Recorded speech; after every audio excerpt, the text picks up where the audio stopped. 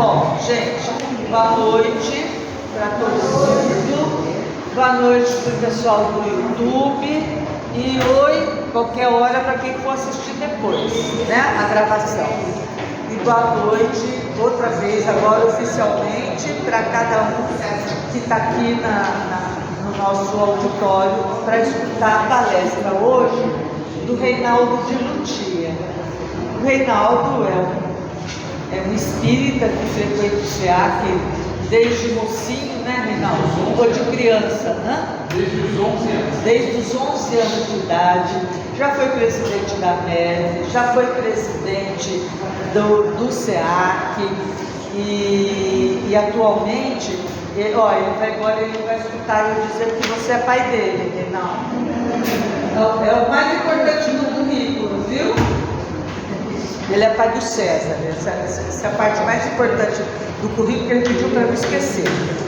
Então, o Reinaldo, além de ter ocupado os cargos todos aqui do SEAC, ele agora está morando em Curitiba. Mas ele permanece com a gente, ele é conselheiro vitalício do SEAC. E é membro do CEPEDOC, é membro da CEPA e atualmente está ligado à Cultura Espírita Livre Pensar de Curitiba, que a gente, grande parte de nós conhece, por causa das palestras e dos debates os cursos que eles promovem, que a gente assiste, né? Reinaldo é engenheiro químico e a gente está super feliz com a tua presença aqui, porque nós sentimos uma falta danada, tanto de você quanto das coisas que você fala, que a gente aprende pra caramba. Vamos lá? A palavra é toda sua. Olha, influências filosóficas do Espiritismo, tá bom? Obrigado, Pedro. Tem razão. Boa noite, pessoal. Boa noite. Tudo bem? Prazer imenso estar aqui com vocês de novo. A minha casa sempre será minha casa. Batendo papo, trocando ideias, isso faz a gente crescer um pouquinho mais. Deixa eu pegar um copo dessa água aqui e já deixei ela pronta.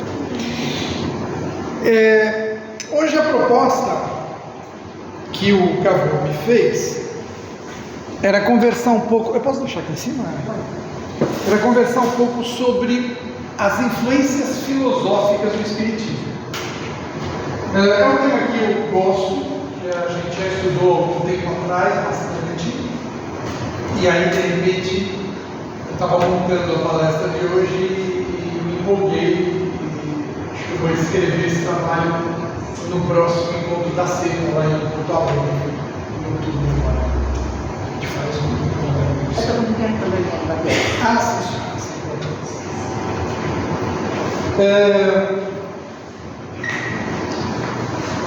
A gente conversa sobre esse tema há muito tempo já. A gente vai ver um pouco, mas no final do século passado, finalzinho da década de 90 do século XX, a gente estruturou aqui no centro um curso de filosofia, porque a gente veio conversando sobre o tema filosofia e aí a gente achou necessidade de montar esse curso dessa forma. Era um curso em 8 módulos, cada módulo 4 horas. A gente só conseguiu dar 4 desses 8 módulos, os outros 4 acabaram não acontecendo. Mas era um curso bem bacana, porque a gente dava uma varrida na história da filosofia ocidental para chegar na última aula e falar sobre filosofia espírita. Porque, para nós, o espiritismo, antes de mais nada, é uma filosofia. Ele surge com uma proposta científica, que inclusive vem sendo debatida novamente, falar um pouco sobre isso, mas o essencial do Espiritismo é exatamente a sua é aquilo que ele traz de novo em termos do conhecimento do universo, em termos da aplicação desse conhecimento no nosso dia a dia. Isso é essencial e a gente não consegue ficar sem. Então, antes de mais nada, de baixo. Isso funciona.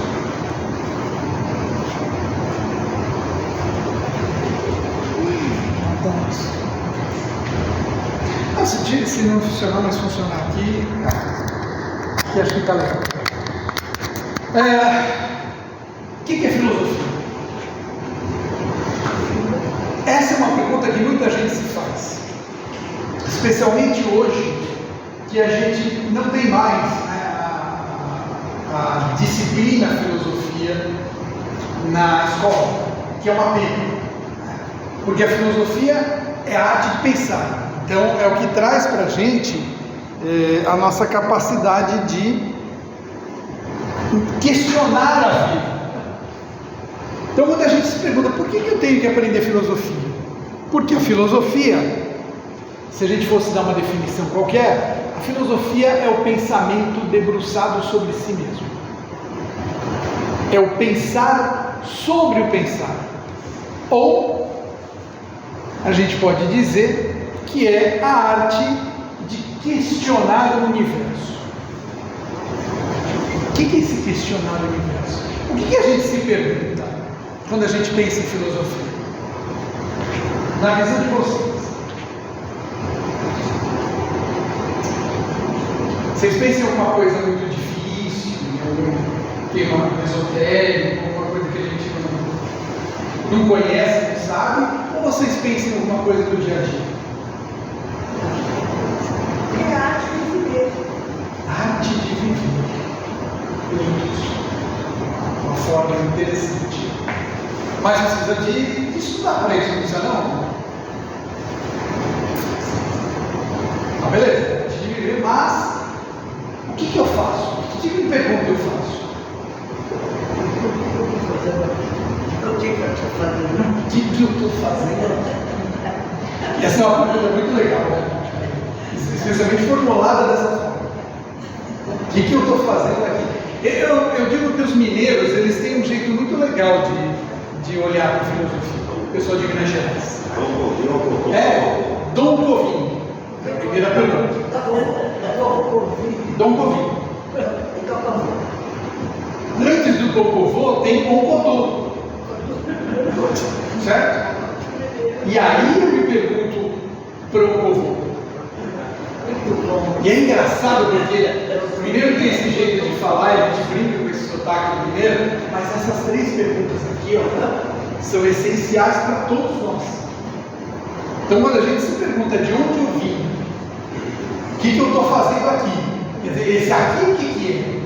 Esse momento que eu estou vivendo é o quê? E daqui eu vou para onde?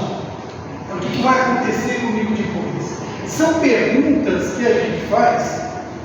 Tem três aqui, não? A primeira. São perguntas que a gente faz quando a gente questiona isso aqui, ó. Quando eu faço essas perguntas aqui, o que eu estou efetivamente perguntando para mim mesmo é: esse treco chamado universo tem alguma lógica? Tem alguma ordem? Tem alguma coisa que eu possa estudar para poder conhecer um pouco mais? Ou eu vou simplesmente viver a minha vida, passar pela vida, sem exercer essa arte de viver a vida? E para nós, essencialmente, tem uma pergunta ainda mais fundamental: existe uma filosofia espírita? E se existe essa filosofia espírita, como é que essa filosofia espírita se constitui? O que é? Quais são os seus princípios? Do que ela é feita? E aí, lá no passado, quando a gente estruturou o curso de filosofia, e mesmo quando a gente começou o curso básico de Espiritismo, a gente sentiu necessidade de mostrar para as pessoas um pouquinho de como que essa filosofia ocidental é, do que ela se constitui. E a filosofia ocidental, ela começa no século 6 a.C. Antes disso, antes do século 6 a.C., tinha uma forma diferente de ver o mundo, que era, especialmente no Ocidente, era uma forma mítica. Os gregos, que nasceu essa história do pensamento ocidental, eles explicavam o mundo através dos mitos. E aí, um parênteses, não vale a pena a gente falar sobre isso, obviamente, mas um parênteses para vocês irem atrás. O mito não é uma história da carochinha. Tá? O mito não é uma historinha para povoar o universo de deuses e heróis e a partir daí tentar falar que aquilo aconteceu literalmente. O mito é uma linguagem. Então, quando a gente pega os mitos gregos e vai falar do mito de Narciso, do mito de Édipo, do mito da caverna, do Platão, cada um desses mitos eles têm uma explicação, ou eles tentam trazer uma explicação para as coisas que a gente sente, para as coisas que a gente vivencia. Tá? Então não é uma brincadeira, ele é uma linguagem. Uma linguagem que começa a mudar aqui no século VI, quando a gente estrutura a filosofia que a gente chama de pré-socrática. Tá? E aí, esses pré-socráticos começam a tentar explicar o nosso universo físico. Tá? Por isso eles eram chamados de físicos. Physis, em grego, é natureza. Tá? Eles começam a explicar a natureza, começam a explicar por que as estações se dão do jeito que elas se dão, por que o homem está aqui do jeito que ele está e como é que é essa interação, mas o foco desses caras é a natureza. Tá? E eu costumo dizer que isso aqui é muito bom para a gente pensar em nome para filho. Anaximandro, Anaxímenes, Anaxágoras. Se alguém tiver aí grávido e não souber que nome dá para os filhos, tem aqui um conjunto grande de pensadores que a gente pode ir. Ricardo deu a filha o nome de Sofia, que é sabedoria. Isso muda um século depois. Então, quando eu chego aqui no século IV, mais ou menos, tem um cara que é, na minha visão, um dos dois grandes filósofos que já existiram na história, que começou a mudar um pouco esse foco e tirar o pensamento da natureza e trazer o pensamento para o homem. Porque ele dizia, o importante aqui é como nós olhamos o mundo, não como o mundo olha. Ele queria estudar o homem que está olhando para o mundo. Esse cara chamava-se Sócrates. E ele foi tão importante, tão revolucionário, que, como todo revolucionário, acabou assassinado pelo sistema. Né? Condenaram o cara à morte. Por que ele foi condenado à morte? Você sabe?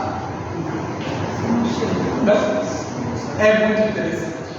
Ele foi condenado à morte por impiedade, ou seja, por falar mal dos deuses, e por corrupção de menores. Esses foram os crimes pelos quais ele foi condenado à morte.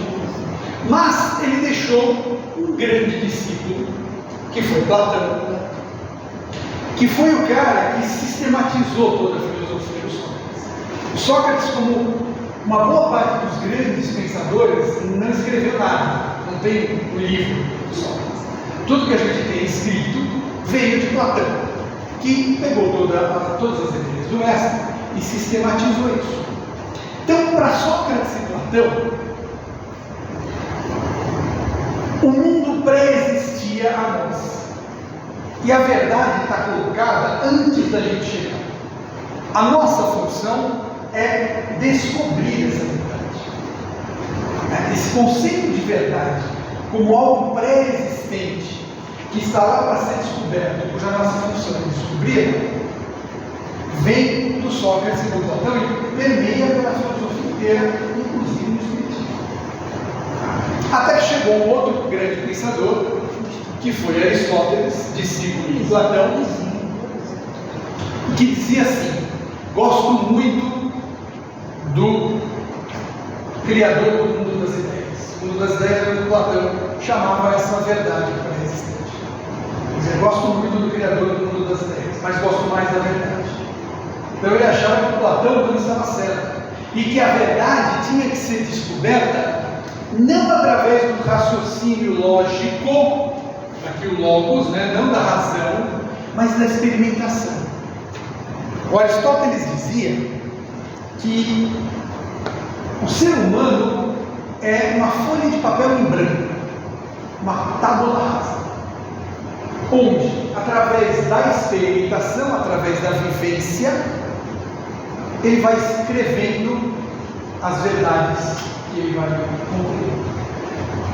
Então pense, para Platão eu trabalho racionalmente, uso a minha razão para descobrir uma verdade pré-existente. Para Aristóteles, eu uso a minha razão não para descobrir essa verdade pré-existente, mas para construir um conhecimento a partir da observação e da experimentação. Qual das duas ideias vocês acham que está mais certa? Opinião de vocês. E não tem uma resposta certa para isso. Eu gosto mais da Aristóteles. Se completa. Elas se completam. As duas coisas acontecem. Mais alguém?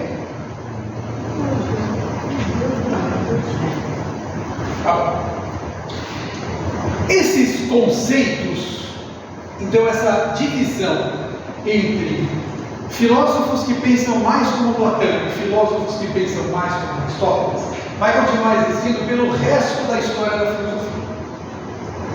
Então, isso que a gente chama aqui de filosofia antiga, filosofia da Idade Antiga, onde está a filosofia grega clássica, pré-socrática, pós-socrática e tal, e que trabalha com a contraposição entre a filosofia e o mito, ou seja, entre a razão e o mito, ela termina mais ou menos no século V, IV, depois de Cristo, depois da Era Cristã.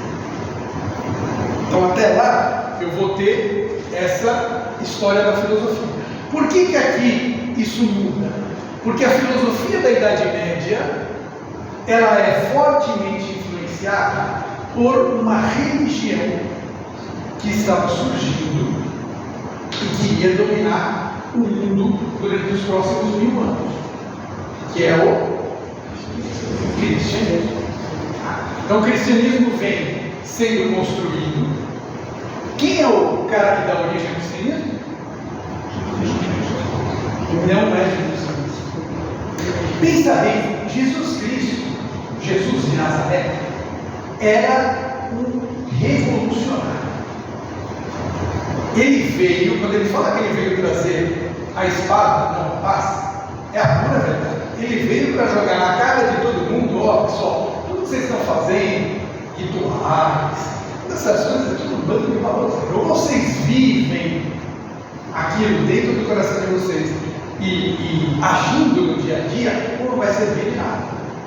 E, como todo revolucionário, o Sócrates, o que aconteceu com ele?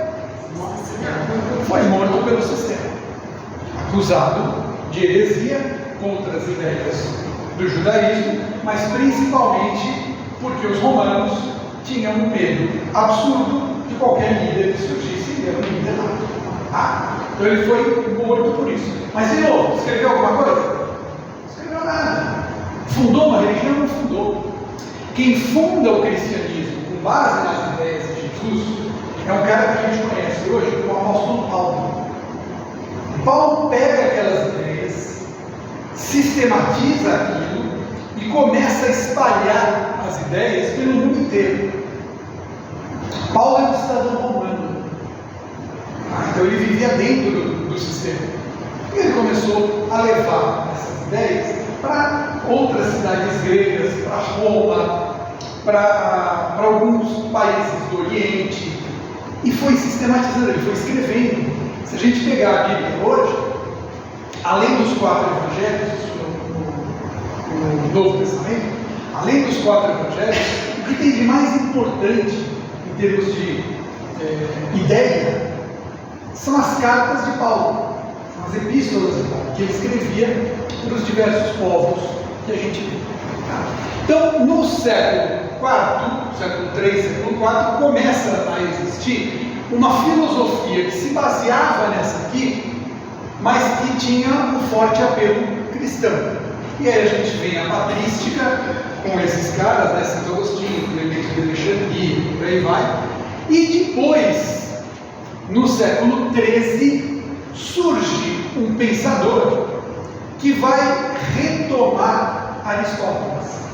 Então, até aqui, ó, do século III até o século XIII, estamos falando de 10 séculos, foi a filosofia de Platão que estava vigente. Só que com uma cobertura cristã. Então, a discussão aqui, ó, era sobre filosofia versus religião. Ou seja, a razão versus a fé. Quem ganha? Razão ou fé nessa época?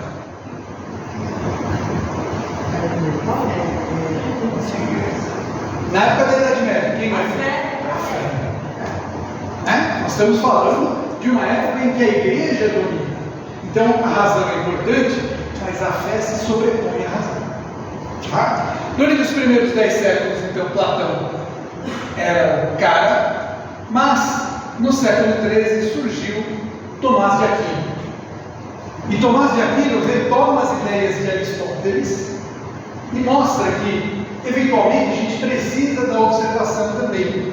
A gente precisa da vivência no mundo. Só que ele vai buscar fundamentos para essa sua ideia que justifiquem as ideias cristãs. Então ele vai, por exemplo, fazer uma prova da existência de Deus. E tenta provar filosoficamente que Deus existe.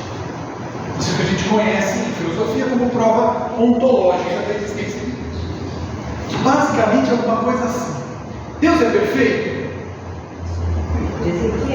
Se Deus é perfeito, então ele tem que ter todas as perfeições, concorda? A existência é uma das perfeições. Então ele tem que existir, senão ele não seria perfeito. Essa é a prova ontológica de Deus. É um salto de fé. Tá? Ninguém acha que isso é 100% racional. É um salto de fé. Essas ideias aqui da filosofia cristã vão vigir até o século XV. Então, o que acontece no mundo é assim. Até aqui eu tenho um mito. Quando chega aqui, eu divido entre razão e mitologia. A mitologia vai continuar. E a razão, quando chega aqui, ela vai se dividir entre as sofias, que é onde surge a filosofia propriamente dita, e as latrias, que são as religiões. Quando chega no século XV, há um evento histórico chamado de iluminismo, que a gente vai dizer que é a era da razão. O que é a era da razão? Até então a razão está subordinada à fé. No século XV, os homens começam a dar mais importância à razão do que à fé. Tem todo um racional político, sociopolítico, econômico por trás disso. Mas no século XV, para justificar a existência da razão, ou da importância da razão sobre a fé, nasce a ciência. Então, um cara chamado Bacon vai criar a ciência, vai criar um modo científico de pensar, que vai ter uma base num filósofo francês importantíssimo dessa época, chamado René Descartes, e que vai ter a ajuda prática de dois grandes cientistas, Galileu e Newton. Mas mesmo essa filosofia, que a gente vai chamar de filosofia moderna, que vai do século XV até o século XIX, finalzinho do século XIX, ela também tem essa mesma divisão que a gente vê aqui. Então eu tenho alguns pensadores, Descartes, Hobbes, Rousseau, Spinoza, Leibniz, que são platônicos, ou seja, que pensam que o método de conhecer é a razão. E tem alguns outros, Locke, Berkeley, Hume, próprio Bacon, Galileu, Newton, que são caras que vão mais para o lado do Aristóteles. Eu preciso observar, eu preciso experimentar, Eu preciso conhecer através da experiência. E nesse momento surge a ciência e toda a discussão que existe sobre a verdade de como eu conheço aquilo que é verdade.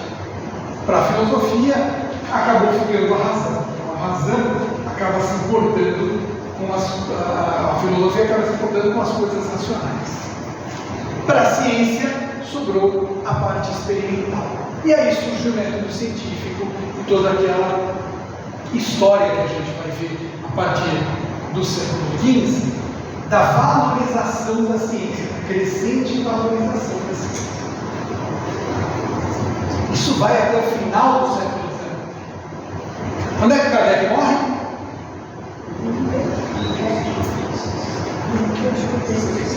1869. Quase. Passou tempo. Ele morre em 1869. Então Kardec está aqui. Se a gente fosse colocar o Kardec como filósofo, ele estaria exatamente aqui, nesse espacinho. Depois dele, a filosofia sofre uma revolução drástica, que é o surgimento da filosofia contemporânea, que é o que a gente vai chamar de redimensionamento da razão. E aí vão surgir alguns caras importantes aqui, mas deles eu vou destacar esse carinha aqui, Nietzsche. Lembra que eu falei lá atrás que tinha dois filósofos que eu acho que são os maiores da história? Eu falei, um é Sócrates, o outro para mim é Nietzsche. Nietzsche vai dar um plot twist, como se diz hoje em dia, nessa história aqui. Ele vai redimensionar não só a razão, mas o conceito de verdade. Nietzsche dizia que ele filosofava com martelo, não com a pena de escrever. Ele destruía os conceitos para depois começar tudo de novo. Muito próximo do que o Sócrates fazia. Só que Sócrates era mais suave. Nietzsche veio para dar porrada. Tá? Essa história toda nossa aqui, ó, que é a história da filosofia, quando a gente começou a discutir isso aqui no centro, e a gente começou a dar as aulas, as pessoas começaram a ler um pouco mais de filosofia e tal, um belo dia, Carol e eu tivemos uma ideia de escrever um texto que falasse sobre essa mudança aqui, ó, sobre essa revolução, sobre essa saída daqui e a entrada aqui. E a gente escreveu um trabalho para o Simpósio Brasileiro do Pensamento Espírita chamado Kardec, Sua Casa e Seus Amigos. O que era a casa? Era o século XIX. E contextualizar o Kardec, ou seja, colocá-lo dentro da sua época, é extremamente importante. Eu não sei quantos de vocês acompanham uma discussão que vem vindo no nosso movimento mais livre pensador sobre Kardec era racista. Kardec era machista. Ele era, só que ele era um cara do século XIX, centrado na Europa, francês, o berço da civilização europeia do século XIX. Não tinha como não ser. Então o que a gente fez nesse texto foi estudar um pouco o que era o século XIX e aí falar dos amigos de Kardec. Quem eram os amigos de Kardec? Os pensadores que estavam junto com ele. E aí falamos de Comte e o positivismo, que teve uma influência brutal sobre Kardec. Falamos de Emile Durkheim, que foi o criador da sociologia, que já é posterior a Kardec. Então, os escritos de Durkheim vieram depois de Kardec. Falamos um pouco de Darwin e do evolucionismo, que influenciou por demais o Kardec. Darwin lança A Origem das Espécies, o principal livro dele, A Origem das Espécies, em 1859. Kardec lançou o primeiro livro dos Espíritos em 1857 e o segundo livro dos Espíritos, ou seja, a segunda edição do livro dos Espíritos, em 1860, revista enviada. segunda edição, ela é completamente diferente nesse aspecto aqui, ó, do evolucionismo, do que a primeira. Na primeira, Kardec pensa muito mais na geração espontânea, por exemplo. Na segunda, ele assume os conceitos de Darwin e daí para frente vai construir toda uma teoria evolucionista dentro da filosofia espírita. E a gente termina um pouco isso aqui com Nietzsche, que se o Espiritismo tivesse continuado a sua evolução filosófica, o que não aconteceu, tanto que hoje a gente discute sobre as mudanças que precisam ser feitas dentro do Espiritismo. Se o Espiritismo tivesse continuado a sua evolução filosófica, ele pegaria algumas dessas ideias de Nietzsche e começaria a discutir essas ideias, o que não aconteceu, infelizmente. Então hoje, o que a gente vê em termos de Espiritismo é o Espiritismo tendo se transformado numa religião, especialmente no Brasil. Na Europa como um todo, na França em particular, o Espiritismo praticamente acabou, não existe como algo de importância em termos culturais. No Brasil ele veio, floresceu, porém transformado numa religião de base cristã, influenciado principalmente por Bezerra de Menezes, depois por Chico Xavier, hoje em dia por Divaldo Pereira Franco, mas com toda uma estrutura muito parecida com as religiões tradicionais, estruturada sem flexibilidade, com um comando de cima para baixo, praticamente nenhum tipo de liberdade de pensamento. Por isso, quando nós da CEPA falamos em atualização do Espiritismo, a gente quer dizer o seguinte: vamos pegar tudo isso que surgiu de importante de 1870 para cá e vamos ver como isso encaixa com a teoria espírita ou não encaixa e o que a gente precisaria mudar. Quem quiser, ainda existe disponível, tá? Isso aqui, gente. Em algum momento existe isso aí na internet, ou se não achar, a gente pode passar para vocês. Vocês fizeram. Isso, esse trabalho está disponível. Fizeram um trabalho, né? Sim, sim. E onde é? Então, ele está disponível. Eu não sei se ele existe fácil na internet, mas se não existir, eu posso passar para a Rita e ela depois passa para vocês. Tá? Posso, Carol? Você é coautora. Muito bem. Por que a gente fala então de influências filosóficas do Espiritismo? Porque a gente escolheu dessa forma. Quando a gente fazia o curso básico, quando eu dava o curso básico aqui, eu dizia o seguinte: existem 4 grandes influências, né? Eu falava de 3 porque Conte eu deixava bem escondido, mas a gente tem que reconhecer a importância de Conte. Então existem 4 grandes influências sobre Kardec, sobre o Espiritismo. 2 delas inteiramente filosóficas, 2 delas inteiramente práticas. Tá? As influências práticas são o magnetismo, uma teoria magnética, que vai surgir lá no começo do século XIX e que vai ter uma importância para o Kardec muito grande. O Kardec é um estudioso do magnetismo e ele só vai olhar o fenômeno mediúnico por conta dessa crença que ele tinha no magnetismo. E depois o próprio fenômeno mediúnico, então a mediunidade como método de pesquisa e como forma de obtenção do conhecimento. Essas 2 vertentes práticas dão uma sustentação factual. É onde nós vamos achar os fatos, efetivamente. Tá?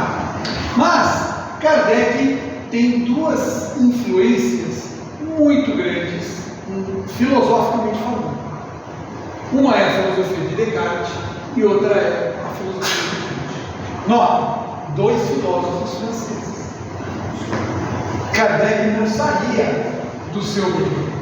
Ele pegava o que havia de importante, onde ele estava, e ia criando a filosofia em cima disso aí. Então, por exemplo, o que dizia dizia Comte? Comte propunha uma reorganização social. Comte é considerado um dos criadores, no sentido de ideia, só não de sistematização, mas de ideia da sociologia. Então ele queria revolucionar a sociedade, ele queria fazer uma reforma na sociedade. Só que ele dizia que essa reforma deveria vir através de uma reforma de uma reforma intelectual do ser humano. Então o ser humano deveria mudar intelectualmente, mudar o seu modo de ver o universo, e a partir dessa mudança ele reorganizaria a sociedade. A proposta de reorganização da sociedade de Comte é através da criação de uma filosofia da história do espírito através das ciências. Quando a gente fala em ciência positiva, quando Kardec fala em ciência positiva, ele está se referindo ao conceito de ciência deste cara. Então, o que o Comte dizia? Há na história do conhecimento humano uma fase teológica, e que as pessoas davam importância a Deus, e tudo aquilo que vinha de Deus era considerado base de conhecimento. Há uma segunda fase, que ele vai chamar de fase metafísica, que é a importância da filosofia propriamente dita, ou seja, a mudança da filosofia medieval para a filosofia moderna, em período lá do século XV. E, na visão dele, a terceira fase era a fase positiva, onde os homens iriam esquecer dos seus preconceitos e, a partir dos conceitos da filosofia positiva, conseguir mudar o seu paradigma e revolucionar a sociedade. Ele dizia que a sociologia é a mais complexa de todas as ciências. Por quê? Do que trata a sociologia? Exatamente. O objeto de estudo da sociologia não é a natureza. O que é o objeto de estudo das ciências naturais, das ciências duras? Da ciência. É o homem.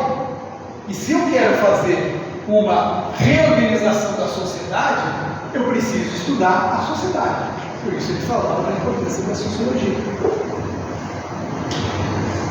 Para ele, a sociologia possibilita uma reforma prática das instituições. Então ele falava que existem duas grandes áreas da sociologia.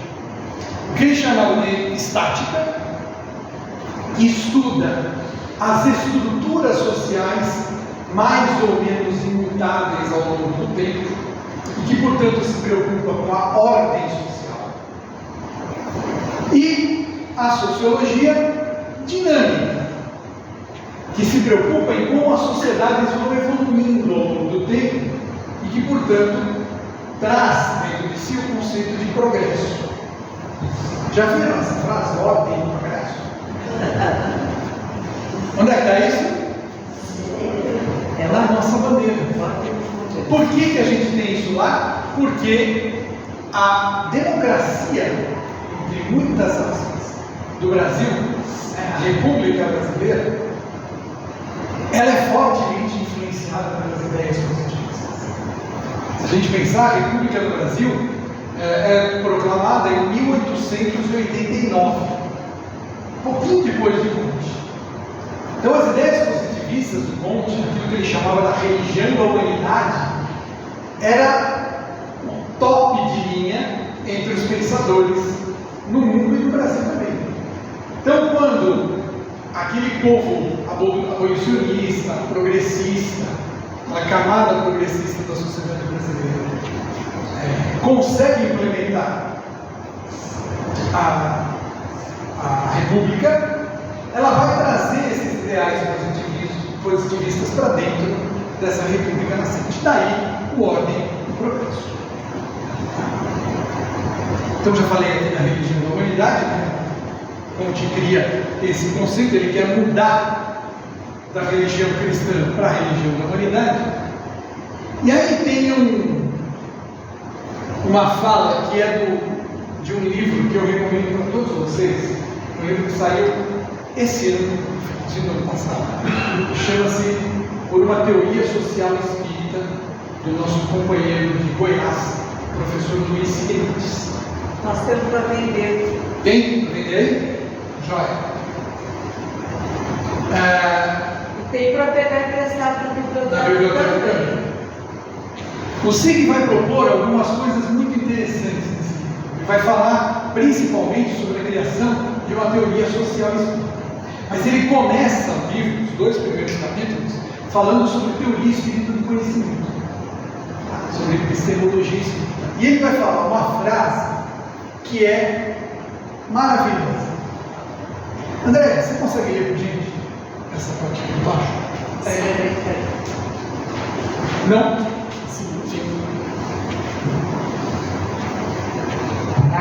Há muita semelhança entre o racionalismo kardecista e o modo como Auguste Comte concebia a razão como diretriz máxima de todo e qualquer conhecimento, ancorada numa concepção evolucionista e cumulativa da construção de verdade pela ciência.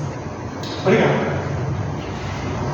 Notem que o Comte já falava isso ainda com Kardec vivo em uma construção de verdade, através de uma concepção evolucionista e cumulativa.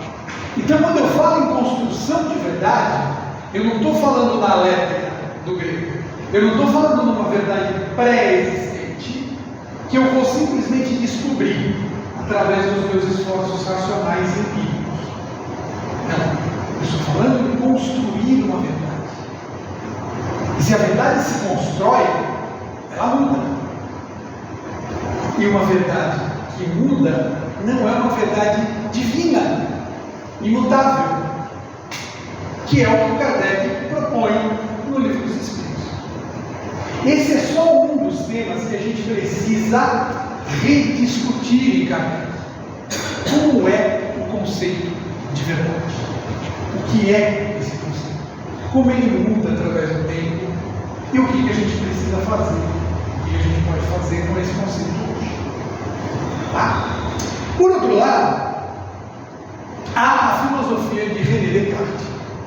E o Descartes ele vai pensar na construção do conhecimento através da razão exclusivamente. E ele vai lançar um conceito chamado de dúvida metódica. Ele vai lançar a dúvida como método. O que é essa dúvida metódica? Eu vou duvidar de absolutamente tudo. Eu vou partir da dúvida. Aquilo que eu não puder duvidar é a verdade. Percebe? Não é empírico, não é observacional.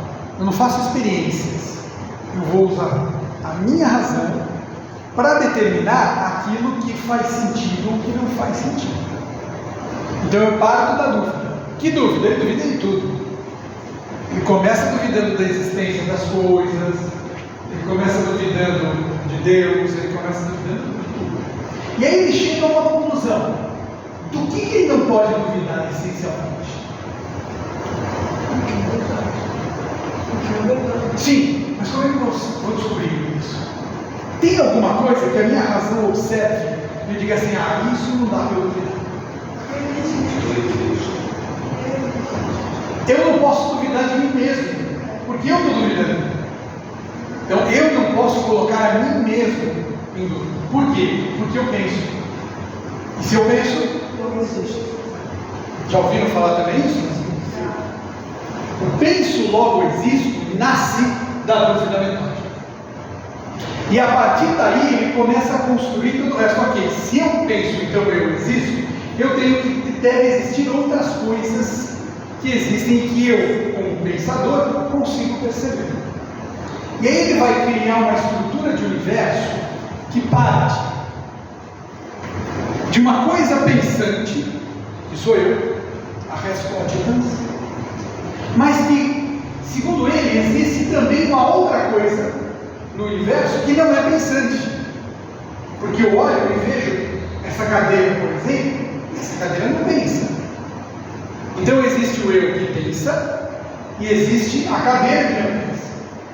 E aí existe a cadeira, existe a vela, existe a madeira, existe o metal, existe a pedra. Como é que eu vou definir essa coisa que existe, mas que não pensa? E a única coisa, a única característica que Descartes percebe que ele poderia dar um nome seria uma coisa que tem extensão. Eu não posso falar de constituição, eu não posso falar do que ela é feita, eu não posso falar de forma, porque a forma muda, mas tudo isso que eu vejo que não pensa tem uma extensão. Eu consigo medir de alguma forma. Então ele cria o conceito de res extensa, a coisa com extensão. Mas aí ele para e pensa assim: e se um demônio está me cutucando e colocando essas coisas na minha cabeça para eu pensar que tudo isso existe ou não existe? E ele vai dizer assim: o que justifica que o demônio não possa fazer isso?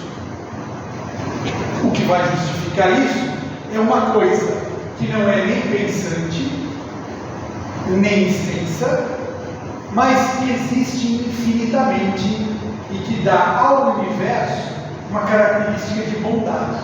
Ele vai dizer: Deus não permitiria que o demônio faça isso. E aí ele cria a res infinita, a base de sustentação universal, aquilo que ele chama de Deus, que veio sendo chamado de Deus. Daí para frente. E aí eu pergunto para vocês já viram essa estrutura de pensamento em algum lugar? Semelhante à nossa do Espiritismo. Semelhante? Eu vou além. A minha é igualzinha à nossa do Espiritismo. O que fala Kardec? Existe o Espírito, princípio inteligente do universo. Não é isso? O Espírito é o único que tem inteligência. E existe a matéria, que é um elemento não inteligente, sobre o qual o Espírito exerce sua ação.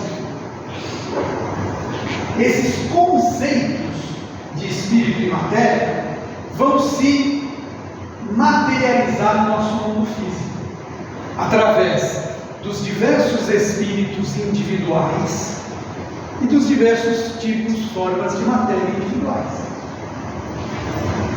O espírito está sujeito ao que ele chama de leis morais e a matéria está sujeita ao que ele chama de leis físicas.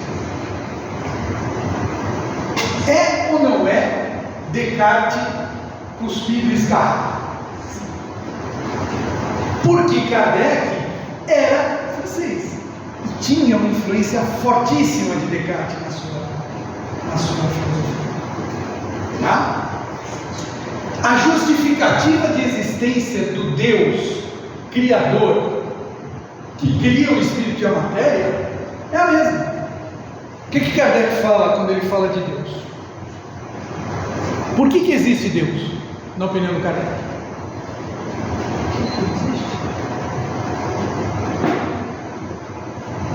Inteligência superior. Sim, ele define como inteligência suprema e causa primária de todas as coisas. Mas por que tem que existir um Deus criador? Um organizador. Não é um organizador, é um criador. Ele cria do nada. Ele tira o universo, o espírito e a matéria do nada. E Kardec tem uma frase, Isso. Kardec tem uma frase assim: do nada, nada vem. Então, todo efeito tem uma causa. E todo efeito inteligente tem uma causa inteligente. Por isso ele vai definir Deus como inteligência superior e causa primária. Tá? Não sei se vocês conseguem perceber o mesmo salto ontológico que Tomás de Aquino faz, que Descartes faz, Kardec também faz. A existência de Deus se constrói pela fé. pela crença na ordem universal, pela crença de que o universo é um efeito que tem que ser criado por alguém.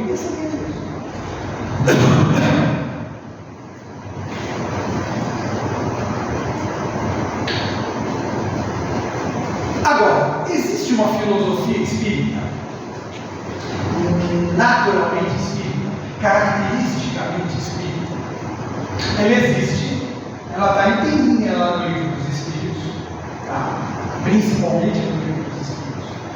Mas ela foi sistematizada à perfeição por um filósofo espírita, a meu ver, o maior de todos os filósofos espíritas, em que pese algumas discordâncias que eu tenha dele, que é um brasileiro chamado José Herculano Pires.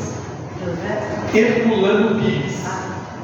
Herculano Pires escreveu um livro chamado Introdução à Filosofia Espírita. Recomendo fortemente. Não vou dizer para vocês que é um livro fácil, é um livro pequeno, muito fininho, dá para ler em uma tarde, mas não vou dizer para vocês que é um livro fácil. Ele demanda um raciocínio grande em si. E o Herculano vai, a partir dos conceitos de Kardec, Herculano era filósofo de formação, e ele vai, a partir dos conceitos de Kardec e das ideias que Kardec sofria influência, ele vai criar um conceito de filosofia espírita que começa com uma forma de conhecer. Então ele não chama isso de epistemologia, porque epistemologia é uma palavra mais ligada às ciências, mas ele chama de gnosiologia, ou seja, a forma espírita de conhecer. O que quer dizer gnose?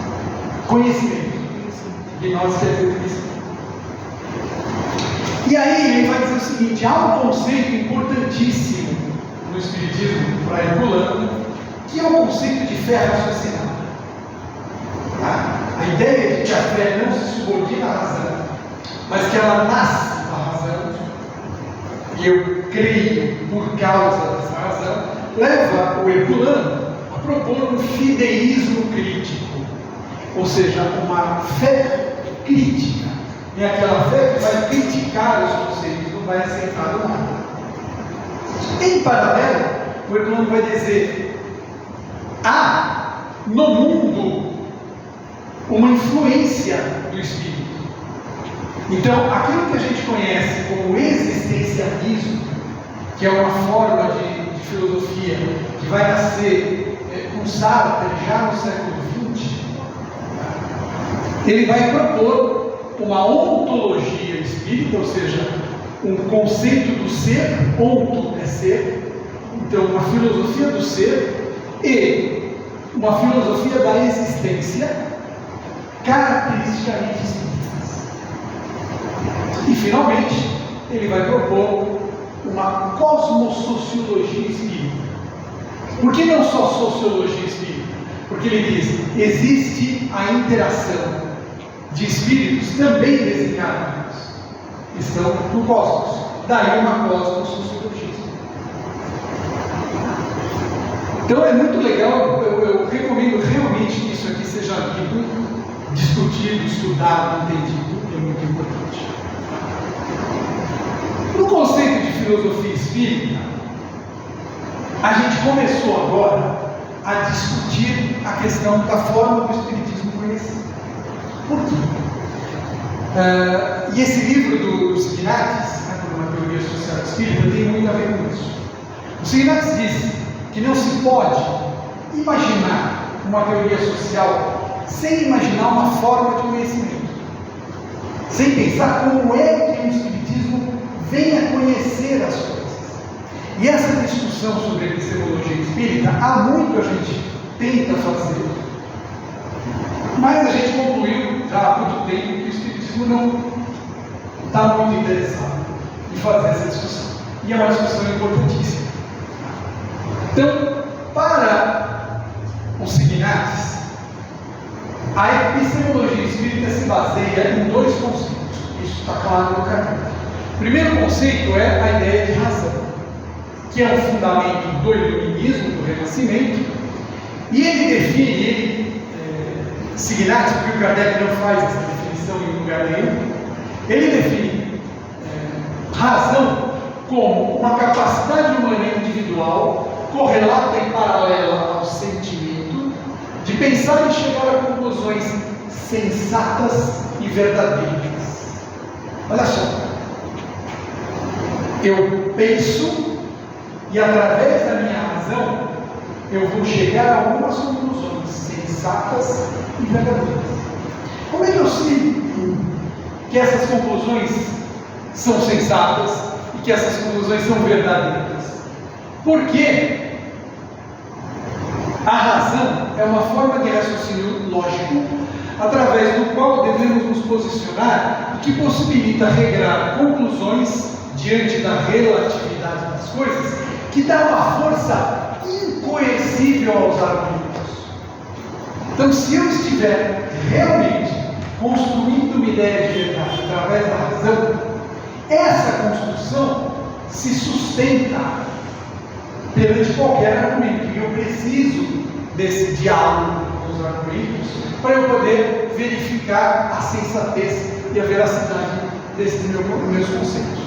E é daí que nasce a fé raciocinada. Que depois, o Signatis vai propor um pouco mais à frente no livro a ideia de uma fé raciocinante, não de uma fé raciocinada. Porque a fé raciocinada está no passado. Eu raciocinei, cheguei a essa conclusão e paro.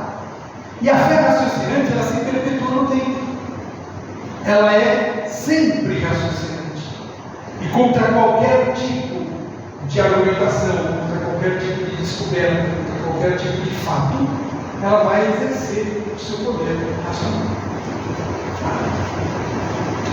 O segundo conceito da epistemologia espírita é o controle universal do ensino dos espíritos, que é uma coisa que o Kardec lançou atrás. Que ele dizia assim: é verdadeiro aquele conceito que não violenta a minha razão, e que ao mesmo tempo é passado por vários espíritos, através de vários médiuns, em vários momentos do tempo. Quando houver esse consenso, eu posso dizer que esse conceito é um conceito verdadeiro. Reinaldo, eu me perdi. Você está falando dos Signatis aí? Eu estou falando do Kardec, Tá, mas através do olhar dos Signatis. O controle universal do ensino dos espíritos é textual, está escrito lá no Evangelho. Ele fala um pouco sobre isso, está escrito no livro dos médicos, quando ele fala um pouco sobre isso. Só que o que o Signatis traz de novo o Signatis é um doutor, pós-doutor, professor da Universidade de Goiás, na área da sociologia. A especialização dele é em sociologia da religião. Ele estuda as ciências da religião.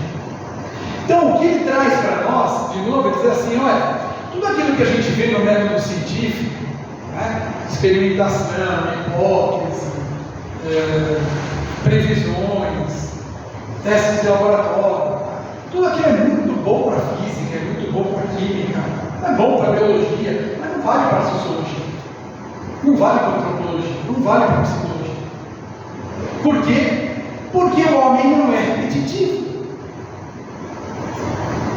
Se eu pegar esta caneta e soltá-la daqui, o que vai acontecer? Vai cair? Todo mundo acha que ela vai cair? Tem alguém que acha que ela não vai cair? Que eu vou soltar, ela vai ficar parada no ar?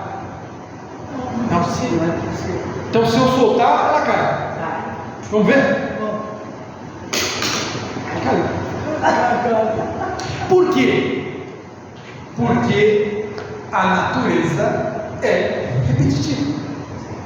Se eu descubro uma lei natural, aquela lei vale para as mesmas condições sempre. Isso vale para o espírito? Isso vale para o ser humano? Se a gente fosse fazer desse jeito, somente pensando a ciência dessa forma, a psicologia não existia. A psicologia é uma coisa que funciona legal para uma pessoa. Se for usar o mesmo método, as mesmas coisas, as mesmas terapias para uma pessoa do lado, pode não funcionar. Por quê?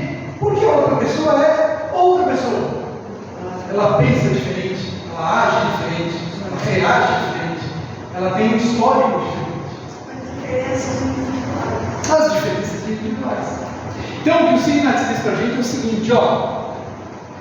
Os métodos científicos ligados às ciências do homem, eles são qualitativos, não quantitativos. E o que o Kardec fez na época dele foi estruturar o controle universal como um método qualitativo. E esse método qualitativo não existia na ciência da época. O Kardec antecipou a criação desse método. Quase 100 anos. O que ele fez, do ponto de vista acadêmico de hoje, é pobre. Por que é pobre? Porque não tem uma formalização alta, o método estava começando, então não tinha um alto grau de formalização. Era um método novo, adequando o método ao objeto de estudo, e tinha algumas falhas importantes. Kardec dizia que ele iria omitir os nomes dos médicos, porque os médicos eram somente intermediários. Não, a gente sabe hoje que os médicos interferem nas comunicações. O Kardec excluiu comunicações que ele considerava que eram vulgares, que eram enganações, ele tirou isso.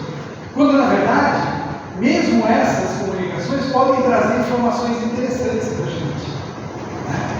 O Kardec criou critérios de alta subjetividade, julgamento de estilo, juízo moral, enfim. Só que, apesar disso tudo, ele antecipa a criação desse método em praticamente 100 anos. Ele cria do nada um método qualitativo que, 100 anos depois, é formalmente aplicado pela academia em todas as ciências sociais. Então, quando a gente começa a falar da ciência espírita, a gente não pode mais falar da ciência espírita como a química, como a física, como a biologia. E é isso que o Kardec fala quando ele diz: o espiritismo não é da alçada das ciências. Ele fala das ciências que ele conhecia, não da ciência que ele criou, não da sociologia.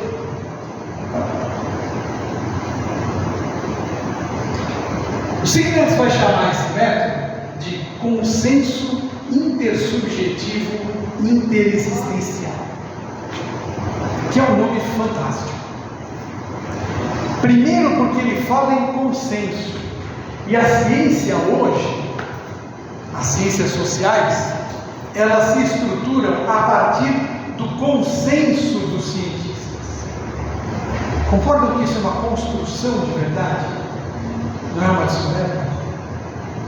Eu vou construir a verdade a partir do consenso.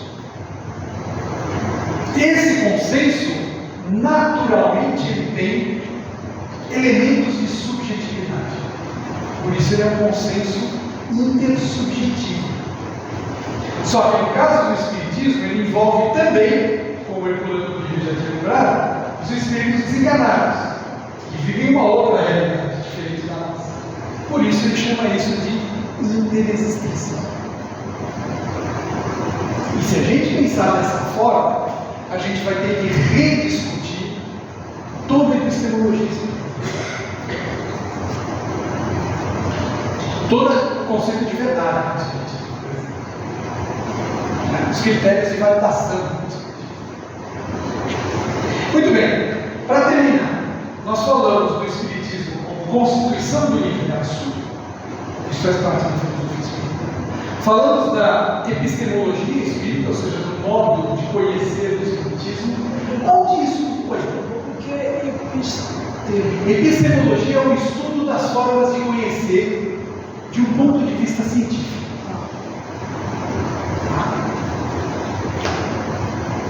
Onde isso leva a gente? Porque até agora nós estamos na teoria. Não é isso? Eu estou estudando existe. Estou pensando sobre o universo, sobre o conhecimento e tal. Mas isso vai nos levar a alguns princípios. Os princípios básicos do Espiritismo, a existência do Espírito, a reencarnação, a evolução infinita. Se a gente pensa como espíritas nesses fundamentos universais, isso vai levar a gente a ter uma ação no mundo característica do Espiritismo, concorda? Vou dar um exemplo. Todo mundo aqui acredita na reencarnação? Na existência do Espírito após a morte? Para quem acredita na reencarnação, qual o sentido da pena de morte? Do quê? Da pena de morte. Só a gente se livrar aqui. Eu mato o cara e ele vai deixar de existir? Não. Ele vai deixar de ser mal porque ele morreu? Não. Ele vai deixar de fazer as maldades dele? Não. Quer dizer, Porque nem se livra dele também. Nem se livra dele. Só se livra dele encarnado. Sim, só do corpo. E depois ele vai voltar para cá. Então, que sentido tem a pena de morte para nós? Nenhum. Mas eu já vi espírita defendendo a pena de morte. Já vi espírita falando que bandido bom é bandido morto. Já vi também. Não faz sentido.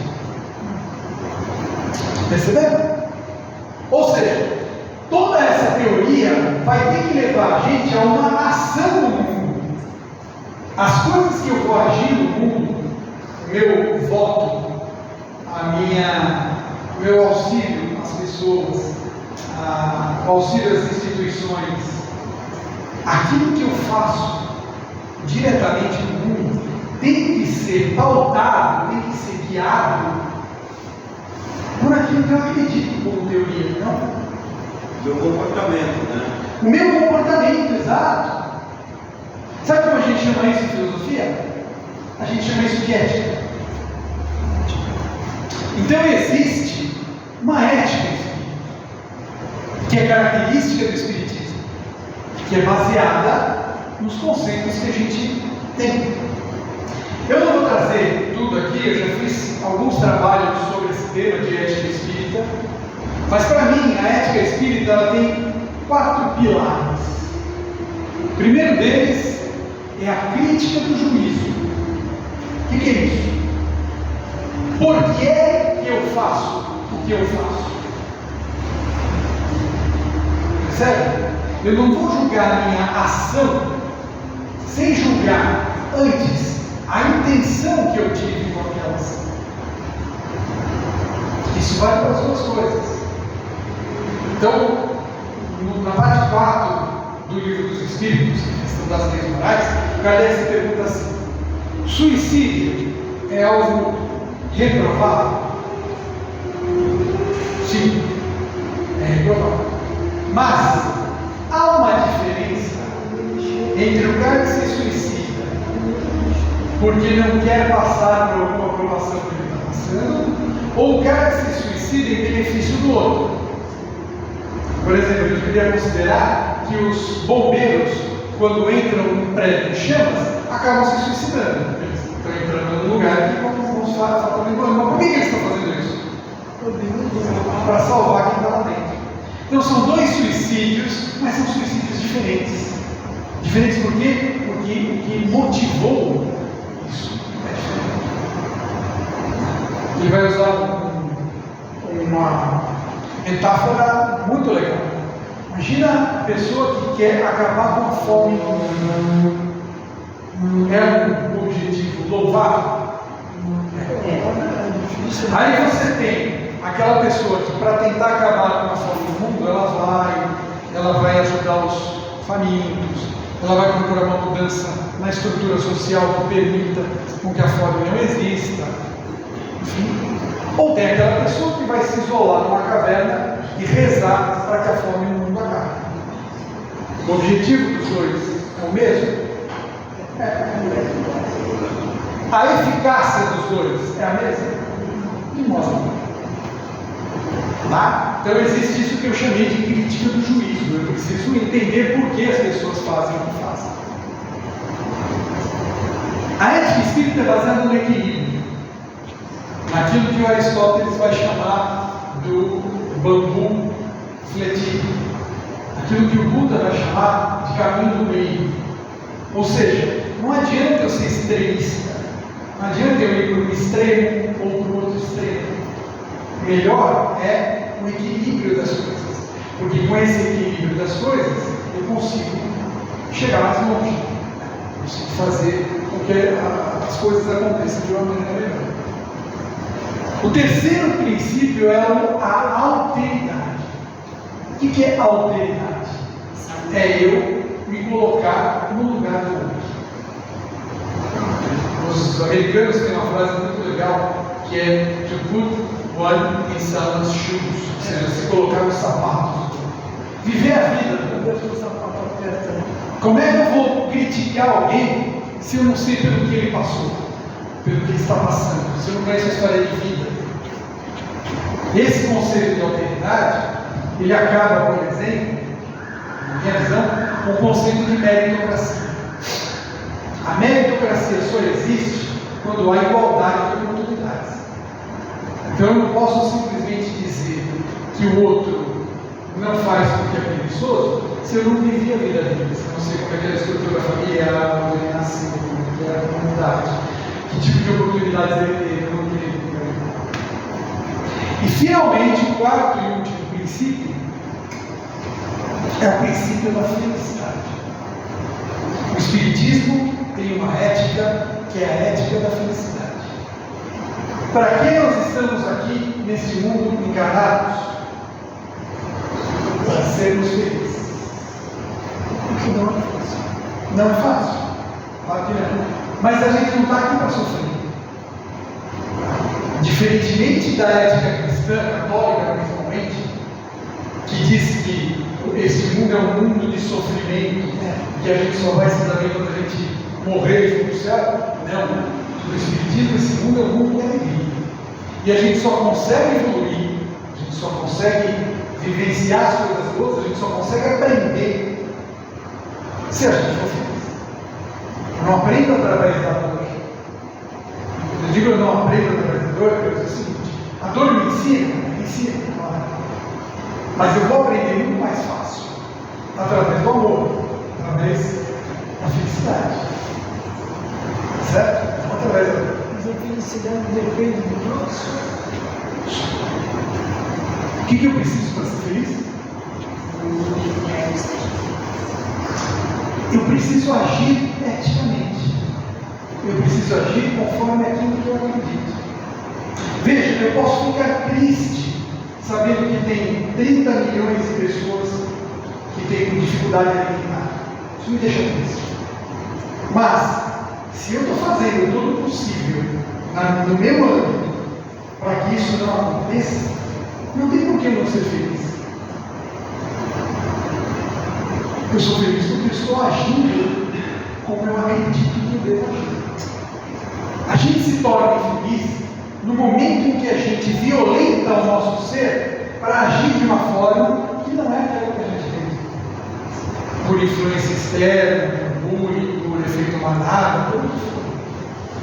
Mas no momento em que eu acho de uma forma diferente daquela que eu acredito, eu não consigo ficar feliz. Porque eu me sinto mal, eu me sinto culpado. Não é assim que eu queria fazer, mas eu estou fazendo. No momento em que eu passo a agir conforme eu acho que tenho que agir, não é problema.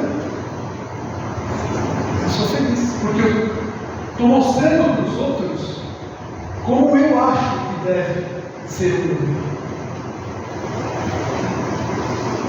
É fácil? Não é fácil. Não é. Por várias razões. Porque a gente tem muitas influências, algumas boas, algumas ruins. Mas no momento em que a gente percebe isso e começa a agir dessa forma, sabe? Então, faz sentido eu ter preconceito? Não. Faz sentido eu ser machista, homofóbico? Não. Por quê? Porque o que eu acredito da teoria espírita não me leva a isso. Então eu tenho que deixar de ser. é difícil deixar de ser preconceituoso? Pra caramba! A gente luta contra essa tendência a ser preconceituoso dia a dia. E é uma luta constante, diária.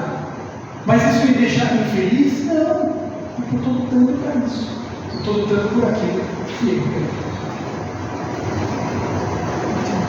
Ok, pessoal? Muito obrigado pela paciência de vocês de minha vida.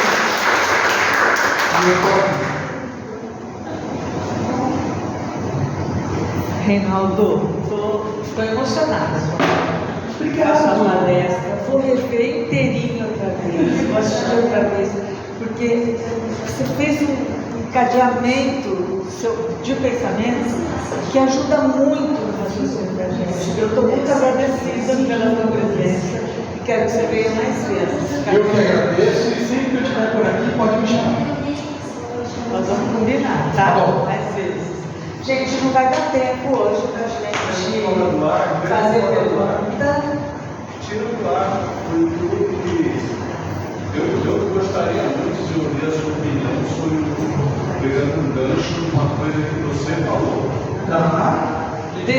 Pode conversar. Deixa eu só falar uma coisinha, só um segundinho, 2 segundos. A gente vai ter que encerrar com o pessoal do YouTube, porque nós vamos para a nossa segunda metade da reunião. Obrigada pela presença de vocês. Tchau, até quarta-feira que vem, tá bom?